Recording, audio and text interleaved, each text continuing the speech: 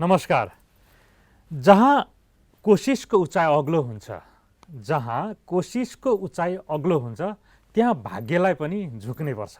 यहाँहरू सबैलाई नयाँ दिग्दर्शनको आजको प्रस्तुतिमा पनि नवीन दाहाल हार्दिक स्वागत गर्दछु। दर्शकवृन्द, यहाँहरूले पक्कै विगतका प्रस्तुतिहरू हेर्नुभएकै छ र यहाँहरूलाई अवगत पनि छ। केही श्रृङ्खलादेखि हामीले हाम्रो जीवनको विषयमा कुरा गरिरहेका छौँ। जीवन र जीवनसँग जोडिएको अर्को महत्त्वपूर्ण पक्ष भनेको जीवनको गुण अर्थात् जीवनको मूल्य के हो र यसलाई कसरी हामी वृद्धि गर्न सक्छौँ भन्ने विषयमा कुरा गरिरहेका छौँ। आज पनि यही विषयमा चर्चा गर्नको लागि हामीसँग हुनुहुन्छ ब्रह्माकुमारी राजयोग सेवा केन्द्र नेपालको राजयोग प्रशिक्षक आदरणीय राजयोगिनी ब्रह्माकुमारी रोजी दिदी। आउनुहोस्, उहाँलाई स्वागत गरौँ। दिदी, आज पनि स्वागत छ यहाँलाई प्रस्तुतिमा। ओम शान्ति। विगतका केही प्रस्तुतिहरूमा हामीले हाम्रो जीवन र जीवनसँग जोडिएका केही गुणहरू र त्यो गुणहरूलाई कसरी बढाउन सक्छौँ, हाम्रो मूल्यको विकास हामीले कसरी गर्न सक्छौँ, साना साना कुराहरू जसले हाम्रो पुरै जीवनलाई एउटा महत्त्व प्रदान गर्छन्, असर गर्छन्, ती विषयलाई कसरी ध्यान दिन सक्छौँ भन्ने कुराहरू गऱ्यौँ, चर्चा गऱ्यौँ। त्यही अन्तर्गत धेरैले भनेको हामीले सुन्ने गर्छौँ, पैसा। यदि हामीसँग प्रशस्त पैसा भयो, धन सम्पत्ति भयो भने जीवन त्यसै राम्रो बनिहाल्छ नि। जीवन त पैसाले बन्ने हो, पैसा नै सबै थोक हो भन्ने मान्यता पनि धेरैको हुने रहेछ। धेरैले भन्ने गरेको हामी सुन्ने गर्छौँ। वास्तवमा पैसा नै सबै थोक हो जीवनको लागि? पैसाकै कारणले जीवनको मूल्य बढ्ने हो? हामी के चर्चा गर्न सक्छौँ दिदी? हजुर, यसमा चाहिँ पैसालाई नै महत्त्व दिएको पाइन्छ अहिलेको समयअनुसार। भन्नुहुन्छ अब पैसा छ त सबै कुरा छ, पैसा छैन त केही पनि छैन भन्नुहुन्छ। पैसा कमाउनको लागि यति भागदौड भइरहेको छ कि खानै पनि फुर्सद छैन। जीवनभर पैसा पैसा पैसा गरेर लास्टमा बसेर खाने बेलामा खान नसकेको स्थिति छ। त्यो समयमा मिठो तरिकाले खान्छु भनेरै कमाएको धन हो नि, तर त्यतिखेर खान हामीलाई राम्रो चिज, मिठो मिठो चिज हामीले खान सक्दैनौँ किनकि त्यो पैसाले किनेर खाने हो। तर त्यो पैसा नै सबथोक थियो भने त त्यतिखेर हामीले त्यो पैसाले खरिदेर किनेर खाएका कुराहरू त्यति मिठो खान किन पाउँदैनौँ त हामीले? किन मिठो हुँदैन खानेकुराहरू हामीलाई अन्तिम समयमा? र लास्टमा हामीलाई पैसा नै सबथोक थियो भने सुत्ने बेलामा निन्द्रा किन आउँदैन हामीलाई?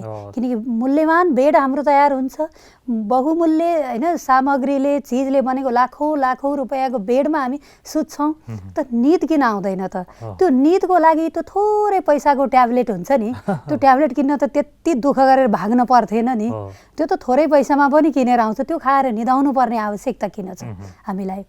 एकपटक महात्मा गान्धीलाई सोध्नु भएछ कि संसारमा सबैभन्दा ठुलो के?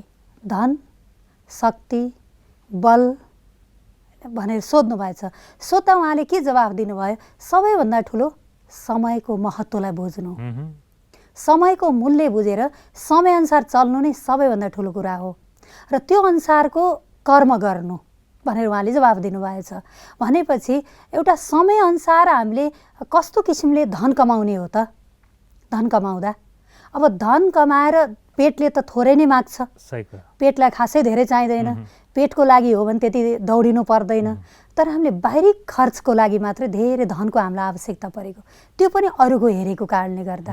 उसको यति धेरै छ, मेरो छैन, उसले यति कमाएको छ, मैले कमाएको छैन, त्यो प्रतिस्पर्धाको कारणले गर्दाखेरि नै हामीलाई पैसा धेरै कमाउनु परेको। अनि पैसा नै सबथोक हामीले भनेको रहेछ, वास्तवमा पैसा नै सबथोक थिएन। हो, चाहिन्छ धन, हामीलाई धन चाहिन्छ, धनको साथसाथै राम्रो मन पनि चाहिन्छ, शुद्ध मन चाहिन्छ, मूल्यले भरिएको मन चाहिन्छ र परिश्रमी मन चाहिन्छ। तब मात्रै यो धनको पनि एउटा महत्त्व बढ्दो रहेछ। त्यसैले धनले हाम्रो जीवनको मूल्य बढाएको होइन। अहिले कहीँ धन कमाएका मान्छेहरू छन् संसारमा, यी धन कमाएका व्यक्तिहरूको लास्टमा गएर चरित्र गवाएको अवस्था पाइन्छ, चरित्रको पतन भएको स्थिति छ। धन गए त केही पनि गएन, चरित्र गए त सबथोक गयो। त्यसैले चरित्र नै सबैभन्दा ठुलो धन रहेछ। चरित्र ठिक छ भने धन थोरै भए पनि आनन्दको निद लाग्छ हामीलाई, खुसीसँग हामी बाँच्न सक्छौँ। त्यसैले धन कमाएर धन गवायो भनेर कुनै दागी लाग्दैन हामीलाई। धन गवायो, धनको नाश भयो, धन हाम्रो सकियो भनेर हामीलाई दाग लाग्दैन जीवनमा।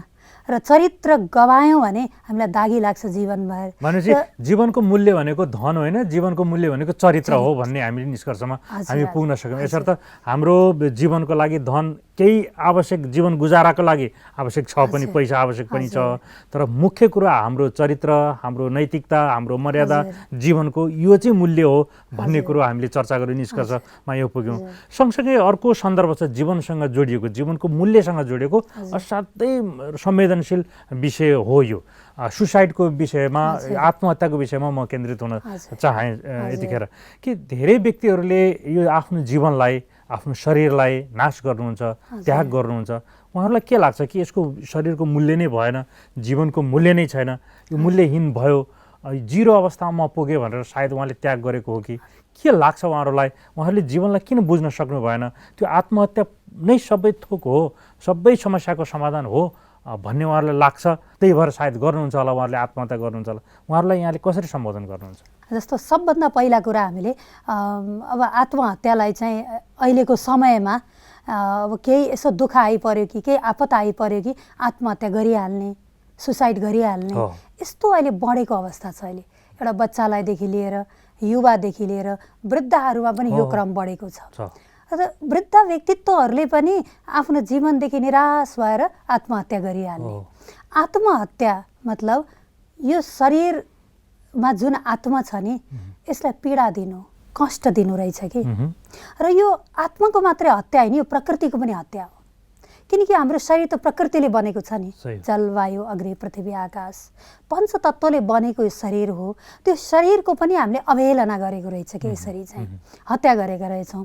अनि यो आत्मालाई हामीले दुःख पुर्याएका पनि रहेछौँ, यसरी चाहिँ एकदम पीडित र दुःखी बनाउँछौँ। हुन त एकछिनको लागि म मरिदिएँ भने शान्ति हुन्छ, त्यो खास आफ्नै शान्तिको इच्छा राखेको हो।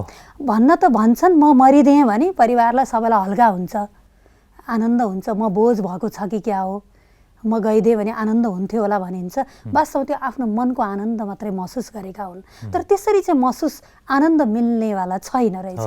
एकपटक एकजना व्यक्तिलाई केही समय अगाडि म भेट्न भनेर गएको थिएँ, यो ब्रह्माकुमारी संस्थाबाट बोलाउनु भयो। उहाँ चाहिँ 50 वर्षको उमेरको हुनुहुन्थ्यो। उहाँले बिजनेस गर्नुभएको थियो। बिजनेसमा उहाँलाई केही घाटा भएछ, यस्तै 40-50 लाखको। घरमा सल्लाह गर्नुभएछ, घरमा बुबा आमाहरूलाई, अनि गर्दा पख म मिलाउँछु पैसा भन्नुभएको रहेछ। दिँदै दिन्न पनि उहाँहरूले भन्नुभएको होइन, 50 लाख रुपियाँ म दिन्छु तिमीलाई भनेर भन्नुभएको थियो। अनि तर पनि उहाँले पर्खिन सक्नु भएन, उहाँमा धैर्यता रहेन। उहाँले एक दिन चाहिँ सुसाइड गर्नुभयो। अनि घरमा अब एकदम माहौल दुखी त भयो एकछिनको लागि, सबै अब आफ्नो हो, आफन्त आफ्ना मान्छेले शरीर छोड्दा दुःख लाग्छ। त्यस पश्चात अनि केही समयपछि सबैले दुःख मान्न छोडे, दुःख मान्न छोड्नु भयो। जो पनि भेट्न जान्छन् उहाँहरूको आँखामा आँसु पनि छैन, उहाँहरूको आँखामा पीडा पनि देखिएन। गफ गर्नुभएको छ, बस्नु भएको छ। किन भन्दाखेरि उहाँहरूलाई के लाग्यो भन्दा नि आत्महत्या गरेर जानु कमजोरी उनकै हो भन्ने लागेछ। परिवारलाई नि त्यही लागेछ, यति छिटो गइहाल्नुपर्छ भन्ने थिएन। हामी मिलाउँछु त भनेका थियौँ नि, यसरी जाने पीडा भयो नि त घरका मान्छेलाई। त उहाँहरूलाई पनि मनमा चाहिँ प्रेम त आएन त, किनकि त्यो सही काम थिएन नि त त्यो। त्यसैले जानु छ त यसरी जानु पर्यो कि जानेलाई पनि माया लागिरहोस्, याद भइरहोस्। ओहो यस्तो राम्रो मान्छे, यति धैर्य थियो, यति सहनशील थियो, यति नम्र थियो, यसरी गयो। दुनियाँले ग्लानी गर्ने हिसाबले जान नपरोस्। किन जाने त्यसरी? यो आत्महत्या गर्ने केस भनेको यही हो। त्यसैले आत्महत्या अवस्था भनेको एक त प्रकृतिको हत्या, एक त घर परिवारकै एक प्रकारको हत्या हो। परिवारमै दुःख, परिवारमै पीडाको मार्ग एउटा बाटो बनाएको रहेछ त्यसरी चाहिँ। त्यसैले गएर त्यो आत्माले पनि शान्ति प्राप्त गर्न सक्दैन। अध्यात्मले के भन्छ? ब्रह्मकुमारीको शिक्षाले, ब्रह्मकुमारीको ज्ञानले आत्महत्या पछिको अवस्था कस्तो रहन्छ? यहाँहरूले त भन्नुहुन्छ कि आत्माको हत्या हुँदैन, आत्मा मर्दैन, त्यसपछि त्यो आत्माको अवस्था के हुन्छ? उसले के शान्ति पाउँछ त्यो आत्माले? त्यो शरीर त्याग गरेपछि, जो व्यक्तिले शरीर त्याग्छ अथवा आत्महत्या भनिन्छ, त्यो त्याग गरेपछिको अवस्था कस्तो हुन्छ आत्माको? त्यो आत्माले अवश्य पनि शान्ति त प्राप्त गर्दैन, किनकि मर्नु अगाडि नै अशान्त थियो। त्यसरी भनिन्छ कि यहाँ अन्तमति सोगति, अन्तिममा हामी जस्तो मति लिएर हामीले मृत्यु प्राप्त गर्छौँ नि, हाम्रो मति संस्कार जस्तो हुन्छ त्यस्तै हामीले गति पाउने हो। त्यसैले मरिसकेपछि पनि आत्मालाई शान्तिको अनुभूति हुँदैन, किनकि बाँचिन्जेल शान्त हुन नसक्नेहरूले मरेपछि कहिले शान्त हुन सक्दैनन्। त्यसैले गर्दा मरेपछिको शान्ति पाउनको लागि बाँचिन्जेल यो संसारमा रहेर पनि शान्त हुन सिक्नुपर्छ, धैर्यताको साथमा बाँच्न जान्नुपर्छ, आत्तिनु हुँदैन। सबै कुरा बिस्तारै बिस्तारै मिल्दै जान्छ, सफल हुँदै गइन्छ भन्ने कुरालाई बुझेको हुनुपर्छ। कुनै पनि चिज एकैचोटि पाइन भन्दैमा मृत्युलाई वरण गर्नु हुँदैन। यसै विषयलाई एकजना बहिनी हुनुहुन्थ्यो, ठिकै उमेरको 15-16 वर्षको हुनुहुन्थ्यो। उहाँले पहिला पहिला त आगो फुकेर खाना पकाइन्थ्यो नि त, अब अहिले पो ग्यास छ होइन। अनि त्यो समय उहाँले आगो फुकिरहनु भएको थियो, उहाँले आफ्नो अनुभव सुनाउनु भएको। फुकेर आगो फुक्दा यति धुवाँ आयो, बल्दै बल्दैन, फेरि फुक्नुहुन्छ, फेरि धुवाँ आउँछ, आँखाबाट आँसु आयो। एकदम मलाई दिक्क भइसक्यो कि एकदमै पीडित हुनुभयो, रुन पनि मन लाग्यो कि उहाँलाई चाहिँ एकदमै। अनि यो पनि यति दुःख लाग्यो उहाँलाई, त्यो कुरा दुःख लाग्यो कि उहाँलाई। फेरि उहाँले त्यो आगोलाई बिगार्नुहुन्छ, भत्ताभुङ्ग पार्नुहुन्छ, फेरि जोड्नुहुन्छ, झिल्का ल्याएर फेरि फुक्नुहुन्छ, बल्दैन। नबलेपछि उहाँको मनमा आउँछ, यस्तो गरेर दुःख गरेर बाँच्न भन्दा त मर्न पाए नै हुन्थ्यो नि भनेर सोच्नुहुन्छ। अनि त्यस्तो सोच्नु भयो अरे उहाँले चाहिँ, मर्न पाए नै हुन्थ्यो, त्यति कुरामा पनि मर्न पाए हुन्थ्यो भने उहाँलाई त्यो त्यति ठुलो दुःख लाग्यो। उहाँलाई चाहिँ त्यो सानो कुरो थियो नि, धेरै सानो, तर उहाँलाई दुःख लाग्यो, ठुलो सोच्नु भयो। यो आफ्नो सोचाइ हो कि यो आत्महत्या गर्ने व्यक्तित्वहरूले पनि त्यसलाई एउटा ठुलो रूपमा सोचिरहनु भएको छ। आज हुँदैन त भोलि हुन्छ भने सोच्नु पर्ने थियो होइन, कुनै एउटा तरिकाहरू आउँछ भने सोच्नु पर्ने थियो। दुःख त सबैलाई छ नि संसारमा, कसैलाई के रूपबाट। मर्न मन त मान्छेलाई लागिरहन्छ नि, लाग्यो भन्दैमा मरिहाल्न त भएन नि, तुरुन्त होइन आत्महत्याको प्रयास त गर्नु भएन। यति महत्त्वपूर्ण जीवन छ, यति महत्त्वपूर्ण शरीर हामीले प्राप्त गरेका छौँ, यसलाई नाश गरिसकेपछि, यसलाई नष्ट गरिसकेपछि, यसको पुरा उमेर हामीले नबाँचिकन यसलाई समाप्त गरेपछि, अर्थात् भन्ने गरिएको शब्द आत्महत्या गरिसकेपछि पनि शान्ति रहेनछ, अनि त्यसपछि पनि यो जीवनले पीडा नै भोग्नु पर्ने रहेछ, आत्माले अशान्ति नै महसुस गर्नुपर्ने रहेछ होइन, भने किन आत्महत्या गर्ने भन्ने सन्देशसहित अब अर्को एउटा महत्त्वपूर्ण सन्दर्भमा एउटा जिज्ञासा मैले राख्न चाहेँ। यो हाम्रो जीवनलाई महत्त्वपूर्ण बनाउनको लागि, मूल्ययुक्त जीवन बनाउनको लागि, राम्रो जीवन, खुसीयुक्त जीवन, ऊर्जाशील जीवन, सबैले वाह जीवन भन्ने खालको जीवन बनाउनको लागि ब्रह्मकुमारी संस्थाले के मद्दत गर्न सक्छ, हामीले त्यहाँबाट के शिक्षा प्राप्त गर्न सक्छौँ, के लाभ हामीले प्राप्त गर्न सक्छौँ, ब्रह्मकुमारीजीले एउटा राम्रो जीवन बनाउनको लागि के प्रयास गर्न सक्छ, त्यो जिज्ञासा छ। अब यसमा चाहिँ ब्रह्मकुमारी संस्थामा एउटा अध्यात्मिक ज्ञान, राजयोग, मेडिटेसन सिकाइन्छ। अब यहाँ चाहिँ योग साधनाको माध्यमबाट जीवन एकदमै सुन्दर र राम्रो मूल्ययुक्त बनेको देख्न पाइएको छ। त्यसैले अब यसमा चाहिँ हामीले कति आउनुहुनेहरूबाट पनि देखेका छौँ कि आउँदाखेरि कस्तो स्थिति थियो र त्यहाँ आइसकेपछि बाँच्न सिक्नुभयो, बाँच्नु भएको छ। निराश व्यक्तिहरू आएपछि खुसी हुनुहुन्छ त? एकदमै खुसी हुनुहुन्छ। उहाँहरूले के प्रदान गर्नुहुन्छ, के विषय, कस्तो खालको ज्ञान, के त्यस्तो टिप्सहरू, के त्यस्तो प्र्याक्टिकल के गराउनुहुन्छ ताकि उहाँहरू चाहिँ एउटा निराश भएर आएको मान्छे खुसी भएर निक्लिनुहुन्छ, के हुन्छ? उहाँहरूलाई हामीले पहिलो कुरा आफ्नै बारेमा बोध गराउँछौँ, स्वयंको बारेमा हजुर को हुनुहुन्छ भनेर ज्ञानै चाहिएको छ कि संसारमा सबथोक भएर पनि ज्ञानको हामीमा अभाव छ। आफूले आफूलाई सम्झाउन हामीले सकेका छैनौँ, जानेका छैनौँ। आफूले आफूलाई सम्झाउने शैली सिकाइन्छ। जस्तो जब स्वयंले स्वयंलाई सम्झाइन्छ नि त हाम्रो मनमा एकाग्रता आउँछ। त्यो एकाग्रता भएपछि सफलता त्यहाँ हुँदो रहेछ कि। त्यसैले गर्दा यो मन त यति चञ्चल छ, पहिलो मनलाई स्थिर गर्ने कुराहरू बताइन्छ। मन यति भाग छ, यसको कामै हो सोचिरहनु, उसको धर्म हो सोच्नु, मेरो धर्म हो यसलाई स्थिर गरेर राख्नु। यो मनले आफ्नो धर्म निभाउँछ, हामी आत्माले आफ्नो धर्म निभाउनु पर्छ। त्यसैले यसलाई एकाग्रतापूर्वक राख्न सक्नुपर्छ भन्ने कुरा सिकाइन्छ। र अनि यहाँ चाहिँ यो मूल्यहरूलाई चाहिँ नम्बर 1 को रूपमा लिन पर्यो होइन। हरेक कुरा हामीलाई राम्रो चाहिन्छ नि, खान राम्रो चाहिन्छ, लाउन राम्रो चाहिन्छ, हामीलाई सुट बुट पनि राम्रै पाए हुन्थ्यो जस्तो लाग्छ, घर गाडी महल पनि राम्रो पाए हुन्थ्यो जस्तो लाग्छ, सब कुरा राम्रो राम्रो रोज्ने हामीले। तर हामीभित्र भएका यो मूल्यहरूलाई चाहिँ किन हामीले पहिलो नम्बरमा नरोज्ने? अब यो धैर्यता, सहनशीलता, मधुरता, एकाग्रता यस्ता मूल्यहरूलाई पनि पहिलो नम्बरमा रोजाउँ न भन्ने कुराहरू हामी त्यहाँ सिकाउने गर्छौँ। र उहाँहरूलाई चाहिँ हामीले बसेर एक एक कुराहरू होइन एउटा सिकाउँदै गइन्छ पाठ होइन, एउटा आत्माको बारेमा र जीवनको भ्यालुको बारेमा, हाम्रो जीवन कति मूल्यवान क्लास नै दिनुहुन्छ क्लासै यहाँले? हुन्छ हजुरको एक हप्ताको हाम्रो 7 डेज कोर्स हुन्छ। त्यहाँ एक एक दिन बसेर पाठ पढाइन्छ। जब एक एक दिन बसेर हामीले एक एक घन्टा बसेर हामीले जब काउन्सिलिङ टाइपको हामीले गर्छौँ, गरेपछि उहाँहरूको जीवनमा एउटा मुस्कान आउन थाल्छ, खुसी आउँछ। हामीले देखेका छौँ एकजना दिदी हुनुहुन्थ्यो, एकदम निराश भएर आउनुहुन्थ्यो कि यति चञ्चल स्थिर भएर एकछिन बस्न सक्नुहुन्थेन। उहाँलाई बिस्तारै सम्झाउँदा सुरुवातमा त उहाँ जस्तै हुनु पर्यो हामी पनि, किन एकैचोटि उहाँलाई स्थिर हुन त गाह्रो छ नि त। सुरुवातमा त उहाँ चञ्चल हुँदा हामीले पनि उहाँलाई बनाउन चञ्चलता नै देखाउनु पर्यो। उहाँ चल्दा आफू पनि चल्न पर्यो, उहाँ हाँस्दा आफू पनि हाँस्नु पर्यो, उहाँ बोल्दा एकछिन त आफू पनि बोल्न पर्यो। गर्दा गर्दा बिस्तारै उहाँलाई चाहिँ स्थिरता आउन थाल्यो र उहाँ 1 घन्टासम्म स्थिर भएर बस्न सक्ने भन्नुभयो। किन भन्दा उहाँको मन सिधा हुन थाल्यो कि एकदम एकाग्र हुन थाल्यो।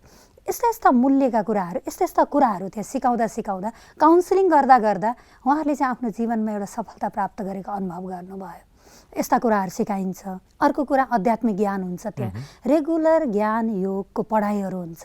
मिठा राम्रा कुराहरू दिइन्छ, पोजिटिभ कुराहरू दिइन्छ। हामी पोजिटिभ कुरा सुन्यो भने हाम्रो विचार पोजिटिभै हुन्छ। नेगेटिभ कुरा सुन्न थाल्यो भने हाम्रो आजको दिनभरि नेगेटिभपना नै चलिरहन्छ हामीलाई। जस्तो हामी बिहान हामीले सोच पाउँछौँ, त्यस्तै दिनभरिको हाम्रो अवस्था हुन्छ। त्यसैले भनिन्छ जस्तो तिमी सोच्दछौ त्यस्तै तिमी बन्छौ, होइन, जस्तो तिमीले कर्म गर्छौ त्यस्तै तिमीले फल पाउँछौ भनेर भनिन्छ कि। त्यसैले गर्दा हाम्रो सोचाइलाई नै राम्रो बनाउनु पर्छ भनेर 1 घन्टा 24 घन्टामा 1 घन्टाको टाइम माग्छौँ उहाँसँग हामीले। धेरै समय दिनु पर्दैन, मात्र 1 घन्टा दिनुहोस्। 23 घन्टा हजुर आफै जे गर्ने गर्नुहोस् भनेर समय दिएपछि उहाँले दिएको 1 घन्टामा उहाँले 23 घन्टाको समयलाई सफल गर्नुहुन्छ, राम्रो बनाउनमा उहाँहरूलाई मद्दत हुन्छ। अनि योग साधनाहरू भए, अब त्यहाँ एउटा रमाइला कार्यक्रमहरू पनि हुन्छन्, समय प्रति समय एउटा मनोरञ्जनयुक्त प्रोग्रामहरू पनि हुन्छ, जसले पनि उहाँहरूलाई एउटा मनलाई आनन्द दिनमा मद्दत गर्छ। जीवन रूपान्तरणको लागि, एउटा सकारात्मक जीवनयापनको लागि ब्रह्मकुमारी संस्थाले प्रदान गर्ने ज्ञान, मेडिटेसनले चाहिँ धेरै मद्दत गर्छ यहाँले भन्नुभयो। हजुर, एकदम। त्यसैले अनि योग मेडिटेसनमा स्वयंको बोध गराएर परमात्माको बारेमा बताइन्छ। परम शक्ति परमात्मा, उहाँसँग कसरी शक्ति लिने, परम ज्योतिसँग कसरी आफ्नो कनेक्सन जोड्ने, कसरी उहाँसँग एउटा बुद्धिको तार जुटाइरहने, त्यस्ता कुराहरू पनि बताइने भयो त्यहाँ चाहिँ। अब यस्ता कुराहरूले पनि उहाँहरूलाई चाहिँ एउटा जीवन परिवर्तन गर्नमा एकदम सरल महसुस गराएको हुन्छ। कहीँ कतै मैले एउटा अनुभव पढेको थिएँ, ब्रह्मकुमारी संस्थामा लागेको एकजना व्यक्तिले अनुभव लेख्नु भएको थियो। त्यहाँ उहाँ आत्महत्या गर्नको लागि उहाँले योजना बनाउनु भयो र उहाँले त्यो सुसाइड गर्नको लागि डोरी किन्नुभयो, झुन्डिएर अब म शरीर त्याग गर्छु भनेर भन्नुभयो। डोरी लिएर जाँदै गर्दाखेरि उहाँले बाटोमा ब्रह्मकुमारी संस्था त्यहाँ देख्नुभयो, ओम शान्ति। अन्तमा एकचोटि त्यहाँ जान्छु के चाहिँ रहेछ भनेर डोरी नै बोकेर उहाँ त्यसपछि त्यो संस्थामा जानुभयो। यहाँ तपाईँले मेरो जीवनलाई राम्रो बनाउनको लागि के प्रयास गर्न सक्नुहुन्छ, म यस्तो अवस्थामा छु भनेर उहाँले स्पष्ट रूपमा त्यहाँ बताउनु भयो। त्यहाँ बताएपछि त्यहाँ बस्ने हजुरहरू जस्तै दिदीहरूले त्यहाँ उहाँलाई काउन्सिलिङ गर्नुभयो, कोर्स गराउनु भयो र फर्किने बेलामा उहाँले त्यो डोरी त्यही ब्रह्मकुमारी संस्थालाई दिएर त्यसपछि एकदम उहाँले आफ्नो योजना परिवर्तन गरेर अनि पछि नियमित रूपमा ब्रह्मकुमारीको ज्ञानमा आबद्ध भएको मेडिटेसन गरिरहेको छु म भनेर उहाँले त्यो बताउनु भएको थियो। पढ्दा बडा अचम्म लागेको थियो उहाँको त्यो अनुभव सुन्दाखेरि। के त्यस्तो विधि, त्यस्तो राज, त्यस्तो टेक्निक यहाँहरूले बताउनुहुन्छ त्यस्ता व्यक्तिहरूलाई? यस्तो छ, आजकल संसारमा मिठो कुरा त्यति पाइँदैन कि। नुनको पसल, नुन बेच्ने ठाउँमा गयौँ भने नुन कति सस्तो छ, थोरै पैसामा हामीले नुन पाउँछौँ। मिठाईको पसलमा जाँदा अलि मूल्य धेरै तिर्नुपर्छ, किनकि मिठाई अलिकति महँगै हुन्छ। दुनियाँमा मिठा कुराहरू खासै पाइँदैन कि। यसो बुझ्दा जसले नै आफ्नै मात्रै दुःख पोख्छ, आफ्नै मात्रै भावना पोखिरहेको हुन्छ, आफ्नै मात्रै पीडा पोखिरहेको हुन्छ, सुन्दिन्न कि कसैले नि। कसैले पनि कुरा सुन्न सक्ने शक्ति छैन कि, खालि सुनाउने मात्रै छ कि क्रममा मान्छेहरू। त्यसैले सुनिदिनु पर्छ। ब्रह्मकुमारी संस्थामा सुनिदिन्छन् कि कसैको पनि पीडालाई धैर्य भएर सुनिदिने एउटा गुण छ। सुनाउन मन लाग्छ उहाँहरूलाई। कसैले न घरका बच्चाहरूले सुनिदिन्छन् दुःख पीडा, कसैले पनि सुन्ने फुर्सदै छैन कसैलाई पनि, चाहे मातापिताको होस्, चाहे बालबच्चाको होस्, चाहे आफै व्यक्तिहरूको होस्। तर ब्रह्मकुमारी संस्थामा आरामले सुनिदिएपछि उहाँहरूको मनको कुरा सबै हल्का हुँदै जान्छ। सुनिदिने मात्रै कि उहाँहरूलाई के काउन्सिलिङ पनि गरिन्छ। सुनेपछि उहाँहरूलाई त्यही अनुसारको समाधान, परिवारमा कसरी चल्नुपर्छ, कसरी मिल्नुपर्छ, कस्तो हाम्रो व्यवहार हुनुपर्छ, उहाँहरूले गरेको व्यवहारलाई हामीले कसरी सोच्नुपर्छ भन्ने कुराहरू हामी दिँदै जान्छौँ। त्यसपछि उहाँहरूलाई लाग्छ कि हामीले यसो गऱ्यो भने यो राम्रो हुन्छ भन्ने हुँदो रहेछ। अनि घर घर त्यही व्यवहार गर्नुहुन्छ। गरिसकेपछि उहाँहरूलाई मजा आउँछ, ओहो राम्रो पो हुँदो रहेछ जस्तो लाग्छ। लागेपछि उहाँहरूलाई अनि कन्टिन्यू आउन मन लागिरहन्छ र उहाँहरूमा पनि सुन्ने शक्ति बढ्छ। अनि उहाँहरूलाई नि के लाग्छ, धेरै सुनाउनु भन्दा बरु सुन्नु पर्दो रहेछ भने जस्तो लाग्छ। त्यो महसुस उहाँहरूलाई हुँदो रहेछ कि। त्यसैले गर्दाखेरि पनि अब यस ब्रह्माकुमारी संस्थामा चाहिँ र आएर व्यक्तिहरूले यस्ता कुराहरू प्राप्त गर्दा रहेछन्, एउटा ज्ञानको गुणहरू प्राप्त गर्दा रहेछन्, यी मूल्यहरू प्राप्त गर्दा रहेछन् भन्ने कुरा हुन्छ त्यहाँ चाहिँ। धेरै धेरै धन्यवाद दिदी। हामीले केही श्रृङ्खलामा हाम्रो जीवनको मूल्यको विषयमा चर्चा गऱ्यौँ, कुरा गऱ्यौँ। हाम्रो जीवनमा कति प्रकारका गुणहरू छन्, कति प्रकारका गुणहरू आवश्यक पर्छन्, यसलाई गुणहरूलाई मूल्यको रूपमा कसरी रूपान्तरण गर्न सक्छौँ, यो मूल्यलाई कसरी बढाउन सक्छौँ, हाम्रो जीवनलाई सुव्यवस्थित रूपमा कसरी अगाडि बढाउन सक्छौँ भन्ने विषयको चर्चा गर्दै गर्दै ब्रह्मकुमारी संस्थाले चाहिँ एउटा सफल जीवन बनाउनको लागि, एउटा ऊर्जावान जीवन बनाउनको लागि, सक्रिय जीवन बनाउनको लागि, एउटा राम्रो जीवन, मूल्ययुक्त जीवन बनाउनको लागि के सहयोग गर्न सक्छ भन्ने विषयमा आएर आज हामीले यो प्रस्तुतिलाई अन्त्य गर्दैछौँ। यो समयको लागि यहाँलाई धेरै धेरै धन्यवाद। ओम शान्ति। दर्शकवृन्द, केही श्रृङ्खलामा हामीले चर्चा गऱ्यौँ कि हाम्रो जीवनभित्र रहेका थुप्रै गुणहरू छन्, थुप्रै अवगुणहरू पनि हुन सक्छन्। ती गुणहरू र अवगुणहरूको पहिचान हामी आफैले कसरी गर्न सक्छौँ र त्यो पहिचान गरेर गुणहरूको विकास, गुणहरूको मूल्यको वृद्धि हामीले कसरी गर्न सक्छौँ र हाम्रो एउटा जीवनलाई सफल जीवन कसरी बनाउन सक्छौँ, मूल्ययुक्त जीवन कसरी बनाउन सक्छौँ भन्ने विषयमा हामीले केही श्रृङ्खलामा चर्चा गऱ्यौँ, छलफल गऱ्यौँ। पक्कै पनि यहाँहरूलाई लाभ भयो होला भन्ने विश्वाससहित आजको प्रस्तुतिबाट नयाँ दिग्दर्शनमा अन्य विषय र सन्दर्भ फेरि हामी यसै गरी प्रस्तुत गर्ने बाचा गर्दै बिदा हुँदैछौँ। प्रस्तुतिबाट नवीन दाहाल बिदा हुन्छु। नमस्कार, धन्यवाद।